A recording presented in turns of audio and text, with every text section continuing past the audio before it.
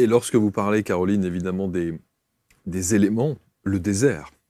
Oui. Ah, vous avez une relation au désert qui est un élément, pour le coup. En tout cas, il y a tous les éléments dans le désert. Parce qu'il y a la terre, et c'est une sacrée partie de terre. Que représente le désert dans votre vie ? J'aime beaucoup Jean-Yves Leloup. Il a écrit un livre qui s'appelle Désert, et il parle de tous les déserts qu'on traverse dans l'existence. Certains vont traverser le désert au niveau de la santé et avoir des maladies à répétition, des douleurs. Pour d'autres, c'est un désert spirituel avec c'est quoi le sens de la vie et ce sentiment profond de solitude qui peut épuiser. Pour d'autres, c'est un désert relationnel avec des histoires qui sont compliquées. Voilà, on a tous une sorte de désert, en fait, on pourrait dire un thème comme ça qui est un peu mon talon d'Achille. Et quel est le thème? Donc j'aime déjà beaucoup cette image-là. Moi, le désert, c'est une aspiration. Depuis que je suis petite, j'ai un élan pour ces grandes dunes. Je ne sais pas pourquoi. J'avais 7-8 ans, j'ai demandé... Ma grand-mère, elle collectionnait les points Artis Historia. Je ne sais pas si ça dira encore quelque chose à quelqu'un. Alors, on pouvait avoir, avec les points, des livres, avec des images à coller. Okay. Et à la période de Noël, elle arrivait avec le catalogue des livres et elle me disait « Qu'est-ce que tu veux ?» Et elle trouvait ça chouette. J'allais pouvoir coller des images. Et il y avait un livre de désert. J'ai dit « Celui-là ». Elle m'a fait, ben non, il y a plein de textes, va dans le rayon enfant, quoi. Donc l'année d'après, j'ai redemandé le livre de désert et je l'ai eu et j'ai collé ces images et je pense que j'ai plongé déjà dedans. Et quand j'y étais en 2011, pour la première fois, il y avait une sensation de retrouvailles, de sentir que j'ai déjà marché sur cette terre, j'ai déjà été nomade peut-être, j'ai déjà... Et je suis arrivée sur un gros deuil, parce que le désert nous appelle quand même dans des moments clés de l'existence. Et je dis le désert nous appelle parce que chaque fois que j'ai quelqu'un au téléphone qui dit « je veux venir », il y a un élan. C'est pas « qu'est-ce que je peux faire ?» quoi. Il y a vraiment un élan quasi vital. Et là, moi, je venais de me séparer 1 an avant et c'était vraiment le deuil de mon rêve de vie. De la famille d'où je viens, c'était essentiel. J'avais signé pour faire un papa, une maman, des enfants et ils restent au bout jusqu'à la fin de leur vie. Et ça s'est pas passé comme ça. Et j'arrive dans le désert avec la sensation que alors, je suis poète, parfois je me dis je vais tellement aller pleurer que je vais faire fleurir le désert à moi toute seule. Oh. Bon, je me prends... c'est un peu prétentieux. C'est beau, c'est beau. C'est un peu prétentieux. Et l'image est belle. Et ce qui s'est passé, c'est pas du tout ça, parce que la vie est pas comme on s'attend à ce qu'elle soit.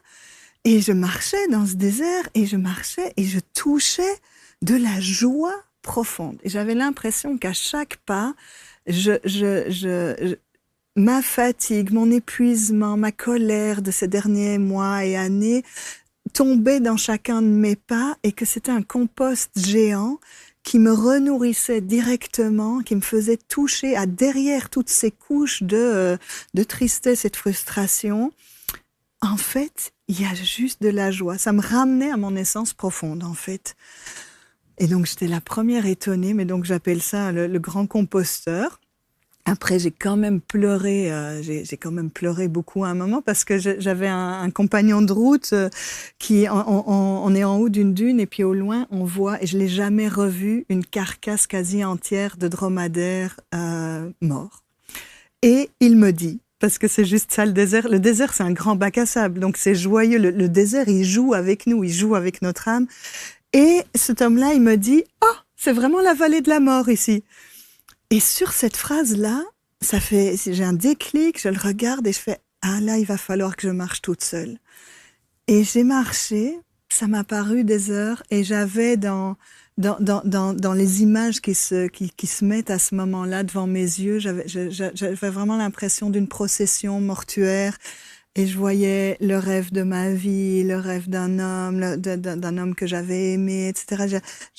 Et d'un enfant que j'avais pas pu garder à un moment dans ma vie. Et j'avais comme 3 petits chariots et je marchais tous ces deuils et je marchais derrière. Et là, j'ai beaucoup pleuré. Et à la fin de ce chemin, parce que le désert est un espace de transformation, et j'aime bien dire que c'est un grand rituel en soi, hein. On rentre, ça se transforme, on ressort. Et à la fin de tout ce processus de deuil, mais qui a été finalement rapide, il était préparé depuis des mois. Le désert est un accélérateur de particules à certains endroits, et au bout du chemin, le soir de ça, j'ai pu m'éveiller à ce qui était à côté de moi et qui a été la plus grande histoire d'amour de ma vie, et qui doit sûrement être dans tes notes aussi, qui est la rencontre avec Pierre, et qui a été mon mari, et qui est plus de ce monde. Mais voilà. Et donc, le désert est aussi ancré. C'est l'amour du désert, mais c'est l'amour de Pierre et de ce qu'on a vécu dans le désert. Et depuis 2011, je continue à y aller chaque année avec des groupes, deux fois par an. Et même s'il n'y a pas de groupe, j'y vais.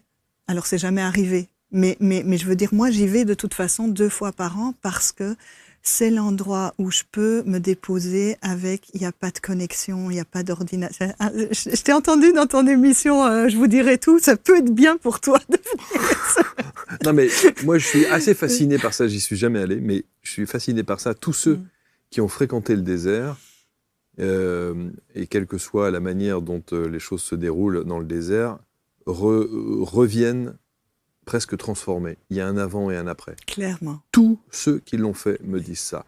Et que vous y alliez avec les nomades sur place, dans des bivouacs, avec un certain confort, ou de manière complètement roots, voilà, avec un sac de couchage et une tente, peu importe. Tous ceux qui ont vécu ça nous disent à quel point il y a une transformation qui s'opère. Et tu sais, c'est pas pour rien qu'on retrouve le désert dans toutes les grandes quêtes spirituelles aussi, et c'est connu. Et en fait, la phrase que je préfère entendre, il y a 2 phrases que j'aime bien entendre. La première, c'est mon guide et mon organisateur là-bas, qui s'appelle Youssef. Et quand il nous conduit dans le désert, lui, il a grandi là avec une famille nomade, et il dit: j'y vais plus assez, et ça me manque, parce que ce qui me manque, c'est de pouvoir écouter le chant de mon âme. Et donc, il décrit le désert comme l'espace où on peut écouter le chant de son âme. Et l'autre phrase qui me touche, c'est quand les gens, et quasi dans chaque groupe, disent: j'ai l'impression d'être à la maison, d'être de retour à la maison. Et c'est intéressant parce que c'est une phrase, ce retour à la maison. Tous les personnes qui ont fait des expériences, des EMI, là, ils disent ça, ce retour à la maison. Donc on voit que c'est quelque chose qui est lié à l'âme. Alors je me disais, au début, tu vois, je faisais: ben non, c'est ma maison, pourquoi tout le monde se sent, c'est mon truc de me sentir à la maison, comme on peut être. Et puis je suis rentrée dans cette écoute de qu'est-ce qui fait que les gens se disent: j'ai l'impression d'être de retour à la maison. Et j'en suis arrivée à cette observation qui est, c'est la connexion à soi, à plus grand que soi, mais c'est surtout de retoucher. Qu'est-ce qui nourrit l'âme? Et ça, c'est Paul Lebrun, ma maman spirituelle, qui disait ça. Ce qui nourrit l'âme, c'est notre capacité à nous émerveiller. C'est le silence, c'est la connexion à la nature, c'est l'art, c'est la beauté.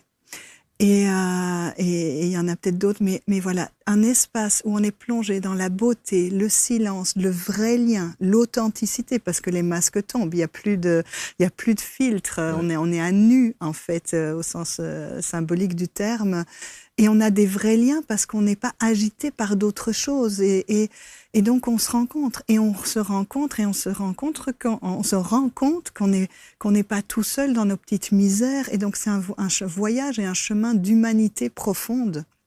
Et c'est ça, je pense, le retour à la maison, c'est d'être dans cette qualité d'être là et de pouvoir se dire: ben là, je peux écouter et être vraiment au cœur de ce qui se passe. Je ne dois pas me protéger, je ne dois pas me défendre, j'arrête de faire semblant et je suis nourrie par cette beauté, par cet espace, il n'y a pas de pollution, enfin tout ça.